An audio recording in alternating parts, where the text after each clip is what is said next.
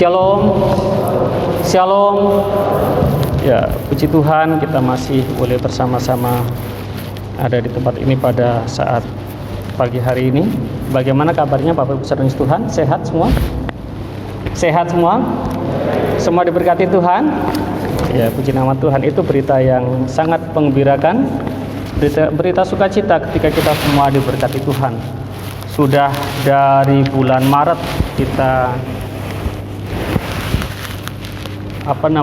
dilanda oleh pandemi COVID-19 ya. Dan sekarang sudah bulan 11 ya, sudah hampir setahun ya, Dan saya juga sudah pindah ke Tiga Raksa sudah sekitar 2 bulan lebih ya. Di tempat kami tinggal itu rumahnya belum semua ditempati oleh penduduk, belum semua berpenghuni. Ya, masih ada mungkin 10 atau 20% lagi yang belum ditempati. Karena hampir setiap gang itu ada rumah yang masih kosong, yang tanpa penghuni. Dan kalau saya perhatikan, memang rumah yang dihuni dengan rumah yang tidak dihuni itu berbeda. Kalau Bapak Ibu perhatikan, itu juga akan terlihat sekali. Misalnya di bangunannya, bangunan rumah yang tidak dihuni itu akan mudah rusak, dindingnya akan mudah rontok, lalu atapnya mulai rusak dan seterusnya. Ketika kami ngobrol dengan bapak-bapak di sana, wah ini rumah ini sebentar lagi roboh nih, karena sudah melotok semua plesterannya itu sudah melotok semua, karena memang tidak dihuni. Rumah kalau tidak dihuni itu memang akan cepat rusak karena tidak dirawat. Tapi walaupun rumah dihuni juga, saya lihat juga ada perbedaannya, tergantung dari bagaimana si penghuni itu. Sama-sama rumah itu belum dibangun, sama-sama masih asli seperti itu, tapi ada yang dia tetap kelihatan bagus, ya karena memang begitu ada rontok sedikit dia langsung dirapikan, ya dia orangnya open istilahnya begitu ya, istilahnya open. Tapi ada yang masa bodoh. Di depan kami pojok itu ada anak muda ngontrak di situ. Dulu saya suka matikan airnya, karena dia suka lupa matikan air. Kalau nyalakan air itu suka lupa matikan air. Saya lihat ke dalam itu bukan seperti rumah. Di dalam itu plastik bungkus makanan segala macam berserak di situ, di lantai. Berserak di lantai. Jadi bukan seperti rumah. Tetapi setelah kakaknya datang, itu sekarang mereka berani buka pintu karena sudah bersih, dipel dan seterusnya. Jadi itu pun tergantung dari penghuninya ya, penghuninya. Jadi rumah itu memang kokoh ya, itu ditentukan oleh banyak hal, tapi juga ditentukan oleh penghuninya. Tema kita sepanjang hari ini adalah penghuni rumah Tuhan ya, penghuni rumah Tuhan. Kita membaca bagian firman Tuhan dari Efesus pasal 2 ayat 19 sampai dengan 22.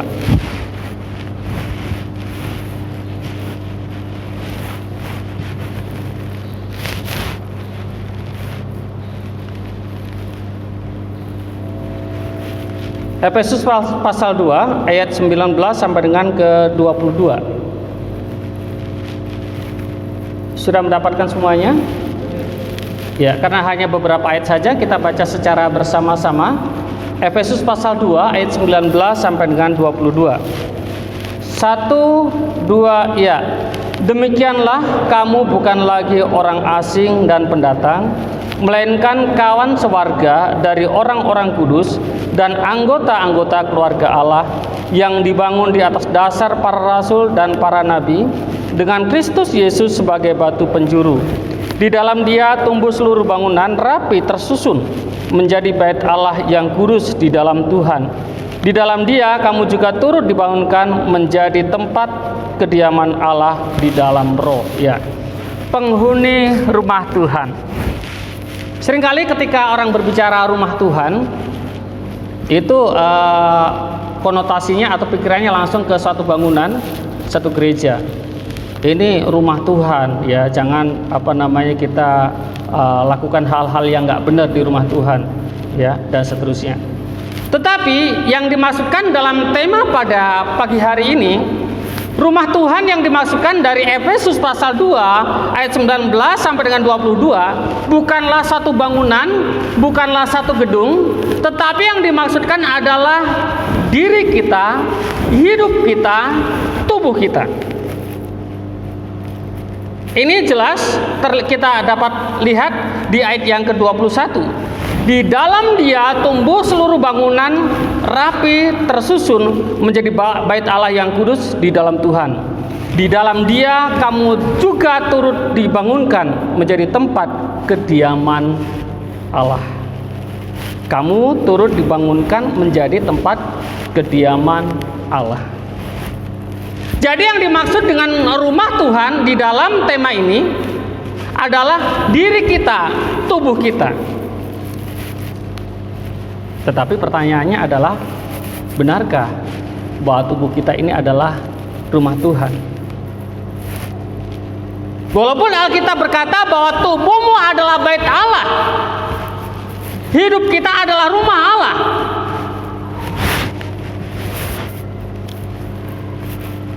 Kenapa kita tanyakan begini? Kenapa saya tanyakan begini? Karena memang kenyataannya kadangkala seolah-olah tubuh kita ini bukan bait Allah.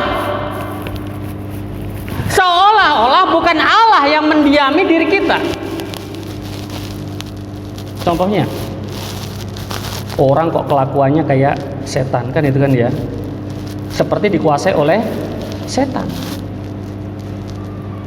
Hidupnya nggak benar, hidupnya asal aja. Semua kejahatan dia lakukan, enjoy saja melakukan kejahatan. Orang lain nggak tahu ini, enjoy saja melakukan dosa. Jadi siapa sebetulnya penghuni tubuh kita? Apakah Tuhan atau bukan? Tapi setiap orang yang mengaku Yesus Kristus adalah Tuhan, maka sesungguhnya Tuhan diam di dalam diri orang itu. Tapi kalau orang memang belum mengaku Yesus sebagai Tuhan dan Juru Selamat, maka Tuhan belum menjadi penghuni tubuh kita. Tuhan belum diam di dalam diri kita, karena kita memang belum pernah mengundang Dia masuk di dalam diri kita.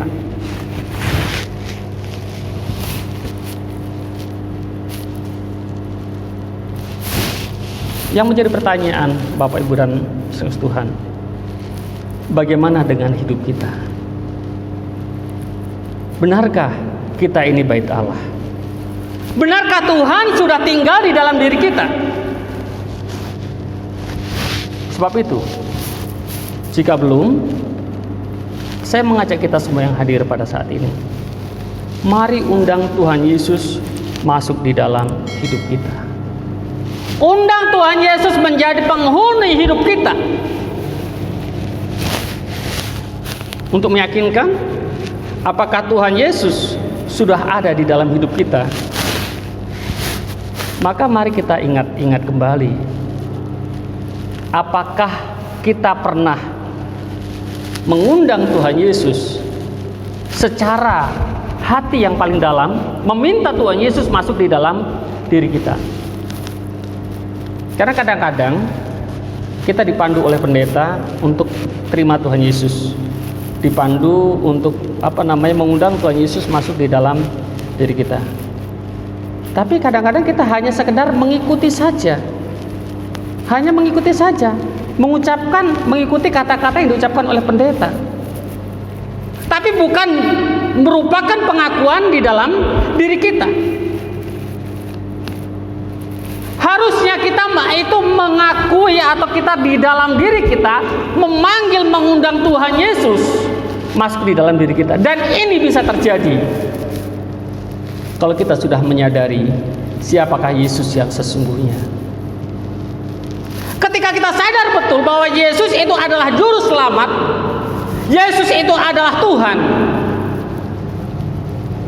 yang sanggup menyelamatkan kita, yang sanggup memberkati kita, yang sanggup menolong kita dalam setiap persoalan yang kita hadapi. Dengan kesadaran ini, maka kita akan mengundang Dia secara pribadi dengan kesungguhan hati. Sama seperti ketika kita tahu ada seorang yang sangat penting dan kita tahu orang itu dapat menolong kita, maka kita ingin orang itu datang kepada kita untuk menolong kita. Bahkan kita sampai memohon-mohon, Pak, kalau berkenan, Pak tolong ya Pak ya, Pak tolong datang ke rumah Pak, saya sangat membutuhkan bantuan Bapak. Sampai memohon-mohon. Nah, bagaimana dengan kesadaran kita tentang siapakah Yesus itu? Kalau kita benar-benar menyadari bahwa Yesus itu adalah pribadi yang sangat penting, pribadi yang satu-satunya yang dapat menolong kita, maka dengan hati yang dalam kita juga mengundang Yesus masuk di dalam hidup kita, masuk di dalam hati kita. Tetapi kadang-kadang orang tidak sampai mengundang Tuhan Yesus masuk dalam hatinya. Dari kecil sudah Kristen. Mungkin ada di antara kita yang dari kecil sudah Kristen, sehingga tidak pernah dibimbing oleh pendeta untuk mengundang Tuhan Yesus masuk di dalam hati kita. Ya, saya orang Kristen, Tuhan saya Tuhan Yesus, tapi belum pernah mengakui secara pribadi. Berdoa kepada Tuhan, Tuhan, Engkau adalah satu-satunya juru selamat saya secara pribadi dengan sungguh-sungguh. Tuhan, Kaulah yang paling berarti dalam hidup saya, masuklah di dalam hidup saya, tinggallah di dalam hati saya. Jadi hanya Kristen dari keturunan saja. Saya juga Kristen keturunan. Dari saya lahir saya sudah menjadi Kristen.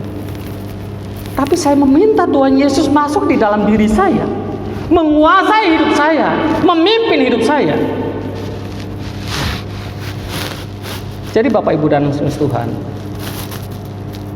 ini menjadi indikator atau menjadi tanda apakah sungguh Yesus ada di dalam diri kita, yaitu dengan mengingat, pernahkah kita mengundang Tuhan Yesus dari hati kita yang paling dalam untuk masuk di dalam diri kita. Mungkin kita pernah dibimbing, sekali lagi, mungkin kita pernah dibimbing oleh pendeta, tetapi pernahkah secara pribadi kita sungguh-sungguh mengundang Yesus masuk di dalam hati kita, dari hati kita yang paling dalam? Sebab itu Bapak Ibu dan saudara Tuhan, kalau kita belum pernah mengundang, nanti di akhir khotbah saya ajak kita bersama-sama secara pribadi yang belum pernah mengundang Tuhan Yesus masuk di dalam hati kita. Mari kita minta kepada Tuhan Yesus dengan kesungguhan hati, supaya Tuhan Yesus benar-benar menjadi penghuni hidup kita, supaya hidup kita ini benar-benar adalah rumah Tuhan yang dihuni oleh Tuhan. Kalau kita sudah mengundang Tuhan Yesus masuk di dalam hati kita. Yang kedua,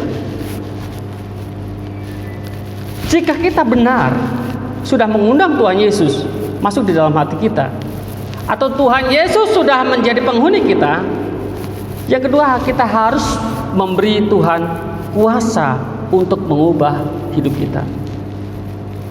Memberi Tuhan kuasa mengubah hidup kita. Mungkin kalimat ini agak janggal, dan kita bertanya, emang Tuhan Yesus gak berkuasa mengubah hidup kita, sehingga kita memberi kuasa kepadanya untuk mengubah hidup kita? Saya gambarkan begini, Bapak Ibu saudara Tuhan. Ada orang yang tinggal di rumah itu, tapi karena dia pengontrak dan dia tidak diberi hak apapun juga untuk melakukan satu perubahan rumah itu. Dia bilang sama yang punya rumah, saya mau buat pagar. Nggak usah buat pagar, nggak usah, nanti malah nggak bagus. Pak, itu atapnya bocor, saya benerin ya. Nggak usah, nanti saya benerin aja. Nanti kalau kamu yang benerin malah nggak bagus. Yang saya maksudkan adalah penghuni rumah itu tidak diberikan hak apa-apa untuk melakukan perbaikan atas rumah itu, walaupun sebetulnya dia bisa. Yang saya maksudkan adalah begini, Tuhan sesungguhnya punya kuasa untuk mengubah hidup kita. Tuhan sesungguhnya punya kuasa untuk memperbaiki memperbaharui hidup kita. Tetapi seringkali kita tidak mengizinkan Tuhan untuk melakukan itu. Kita tidak mengizinkan Tuhan untuk memperbaharui hidup kita, untuk merubah hidup kita. Ketika kita melakukan sesuatu yang salah, Tuhan menegur kita. Yunus, itu salah. Lalu kata saya, biarin aja, bodo amat. Suka-suka saya.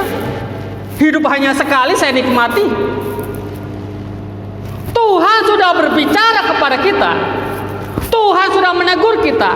Tuhan ingin membaharui kita. Tetapi kita tidak mengizinkan Tuhan melakukan itu. Itu yang saya maksudkan, memberi Tuhan kuasa untuk merubah hidup kita. Minta kepada Tuhan, Tuhan silakan lakukan sesuatu atas hidup saya. Perbaharui segala sesuatu yang tidak baik di dalam diri saya. Ikuti apa yang menjadi maunya Tuhan. Tuhan itu adalah arsitek yang terhebat, yang luar biasa, yang dapat memperbaharui segala yang rusak.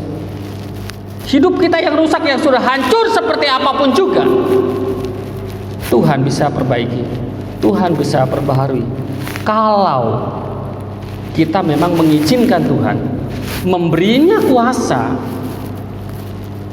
Yang saya maksudkan sekali lagi, memberi kuasa itu bukan berarti Tuhan tidak berkuasa ya. Tetapi yang saya maksudkan adalah mengizinkan Tuhan. Karena Tuhan tidak mau memperlakukan kita seperti robot. Tapi setiap manusia diberikan kehendak bebas, free will. Setiap manusia diberikan kehendak bebas untuk melakukan sesuatu. Diberikan pilihan. Mau ke kanan ya silakan, ke kiri ya monggo. Kalau mau lurus selamat, tapi tidak dipaksa. Mau ke kanan binasa, juga silahkan kalau pilih ke kanan. Tapi sudah ditunjukkan, yang benar jalannya adalah ke depan lurus.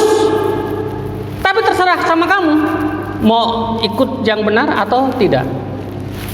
Seperti itu Tuhan kepada kita, tidak pernah memaksa kita. Sekarang tergantung dari kita. Tuhan punya kuasa untuk merubah hidup kita, untuk memperbaharui kita, tetapi apakah kitanya ini mau diperbaharui oleh Tuhan? Apakah kitanya ini mau diperbaiki oleh Tuhan?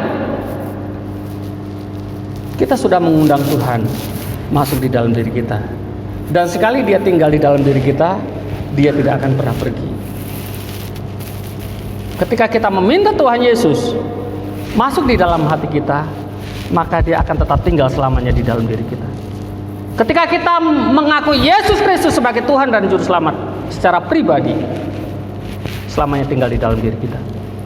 Tetapi seringkali kuasanya tidak nampak. Seringkali sepertinya Tuhan Yesus tidak ada di dalam diri kita. Yang kita lakukan adalah seperti orang-orang dunia. Yang kita lakukan adalah seperti orang yang tidak mengenal Tuhan. Padahal kita pernah mengundang Tuhan Yesus masuk di dalam diri kita. Karena mata hati kita sudah tumpul. Karena kita tidak pernah mau mendengarkan suara Tuhan. Karena kita tidak pernah mengizinkan Tuhan bekerja di dalam diri kita, bekerja di dalam hidup kita. Kita selalu mengikuti apa yang menjadi keinginan kita. Kita selalu mengikuti apa yang menjadi kesenangan dunia.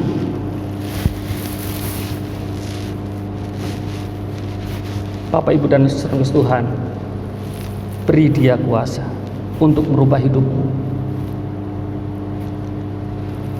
Saya katakan, kalau penghuninya tidak baik, maka rumah itu akan rusak. Penghuninya baik tetapi tidak diizinkan untuk melakukan sesuatu, maka sama saja rumah itu juga akan rusak, karena tidak diizinkan melakukan sesuatu. Tetapi kalau kita mengizinkan penghuni itu untuk melakukan pembaharuan, apalagi penghuni itu adalah penghuni yang hebat, maka rumah kita akan menjadi rumah yang hebat. Kita akan menjadi bait Allah yang sungguh-sungguh menyenangkan Tuhan. Kita akan menjadi rumah Tuhan yang sungguh-sungguh menyenangkan Tuhan, yang sungguh-sungguh berkenan. bukan menjadi rumah yang penuh dengan sampah, dengan kotoran, banyak dosa bertebaran di mana-mana. Tuhan ada di situ dan melihat, aduh, ini rumah sangat kotor, tidak menyenangkan hati Tuhan. Dan rumah itu akan cepat rusak dan kita akan mengalami yang namanya satu penyesalan. Kenapa saya tidak izinkan Tuhan untuk melakukan sesuatu?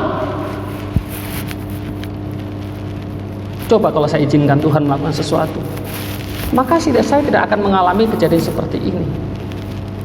Kalau saya izinkan Tuhan untuk memperbaharui hidup saya, kalau saya menuruti apa yang menjadi maunya Tuhan, pasti saya tidak akan seperti ini. Kita akan mengalami banyak kerugian ketika kita tidak mengizinkan Tuhan bekerja di dalam diri kita, tidak mengizinkan Tuhan melakukan pembaharuan di dalam diri kita. Tapi kita akan menjadi rumah Tuhan yang menyenangkan hati Tuhan kalau kita sungguh-sungguh mengizinkan Tuhan melakukan pembaharuan-pembaharuan di dalam hidup kita. Kita akan diberkati dengan berkat damai sejahtera, dan berkat-berkat lain akan Tuhan limpahkan, akan Tuhan curahkan bagi kita. Bagaimana dengan kita sekalian, Bapak, Ibu, dan saudara yang dikasihi Tuhan? Apakah selama ini kita membungkam kuasa Tuhan? Kita tidak taat kepada kehendak Tuhan. Tuhan sudah menegur kita, mengingatkan kita. Tuhan mau memperbaharui hidup kita, tetapi kita tidak mengizinkannya. Kita mengikuti apa yang menjadi kemauan kita. Kita mengikuti apa yang menjadi kesenangan kita. Sebab itu, Bapak, Ibu, dan saudara Tuhan, saya mengajak kita untuk merenung sejenak bagaimana dengan kehidupan kita.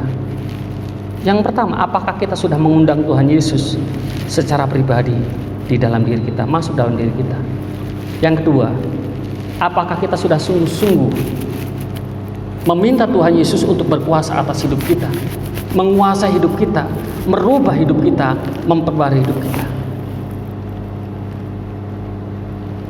Mari, saya mengajak kita untuk merenung sejenak. Mari tundukkan kepala. Dan kalau belum pernah mengundang Tuhan Yesus masuk di dalam hatimu, silahkan undang Tuhan Yesus masuk di dalam hatimu dengan bahasamu sendiri. Minta Tuhan masuk di dalam hatimu, minta Tuhan merubah hidupmu. Mari berdoa masing-masing di hadapan Tuhan.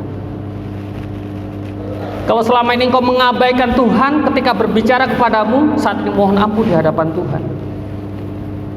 Tuhan ingin memperbaharui hidupmu. Mohon ampun di hadapan Tuhan. Terima kasih Tuhan Yesus. Terima kasih Tuhan. Terima kasih Tuhan Yesus. Sekali lagi, Bapak, Ibu, Saudara yang belum pernah mengundang Tuhan Yesus masuk di dalam hatimu, undanglah Dia. Undanglah Dia. Karena Dia pribadi yang dapat memperbaharui hidupmu. Undang Dia masuk dalam hatimu. Beri Dia kuasa untuk mengubah hidupmu. Izinkan Dia untuk mengubah hidupmu. Terima kasih Tuhan Yesus. Terima kasih. Terima kasih Tuhan Yesus. Terima kasih Bapa surga. Oh, glory Tuhan Yesus. Terima kasih Tuhan Yesus. Terima kasih Tuhan. Terima kasih Tuhan Yesus. Masuklah Tuhan Yesus. Masuklah Tuhan Yesus. Jadilah penguasa dalam hidup kami.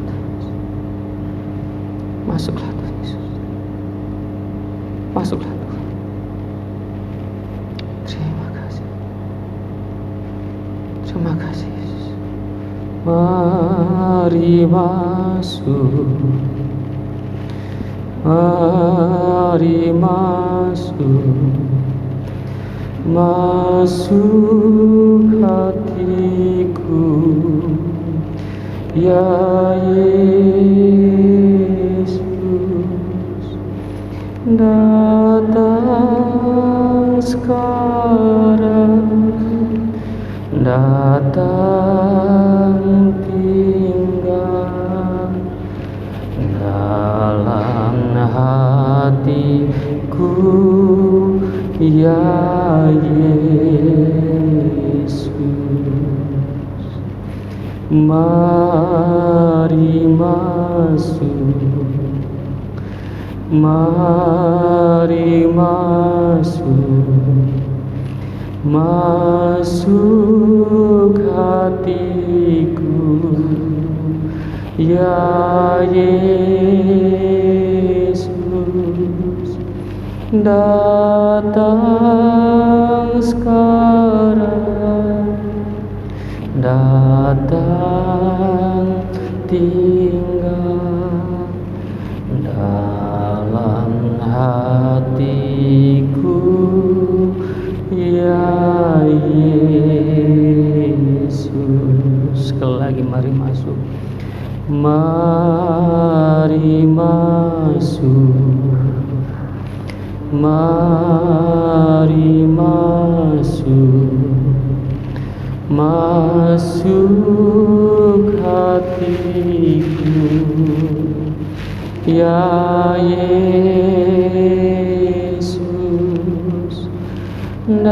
Datang sekarang, datang tinggal dalam hatiku, ya Yesus. Terima kasih Tuhan, Kau sudah mau masuk, berkenan masuk di dalam hati seluruh jemaat-Mu ya Tuhan. Bila setiap kami ya Tuhan yang hadir pada pagi hari ini mengizinkan Engkau berkuasa atas hidup kami, mengizinkan Engkau untuk melakukan pembaharuan dalam hidup kami ya Tuhan, sehingga hidup kami ini sungguh-sungguh menjadi bait Allah, menjadi rumah Tuhan yang menyenangkan hati Tuhan. Ampuni kami Tuhan, kalau selama ini Tuhan kami hanya mengikuti apa yang jadi keinginan kami. Kami tidak mengizinkan Tuhan memperbaharui kami. Ampuni kami Tuhan Yesus, ampuni kami Tuhan.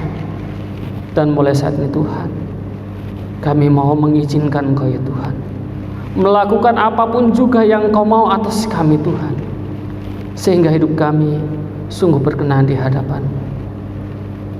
Mari Tuhan, Engkau meteraikan firman-Mu ini di dalam diri kami masing-masing ya Tuhan.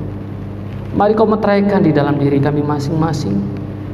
Jangan biarkan satupun dari antara kami yang melupakan akan kebenaran firman-Mu, tetapi kami selalu mengingat akan kebenaran firman-Mu dan menjadi pelaku-pelaku firman-Mu. Terima kasih Tuhan untuk kebenaran firman-Mu. Di dalam nama Tuhan Yesus kami berdoa dan mengucap syukur. Haleluya.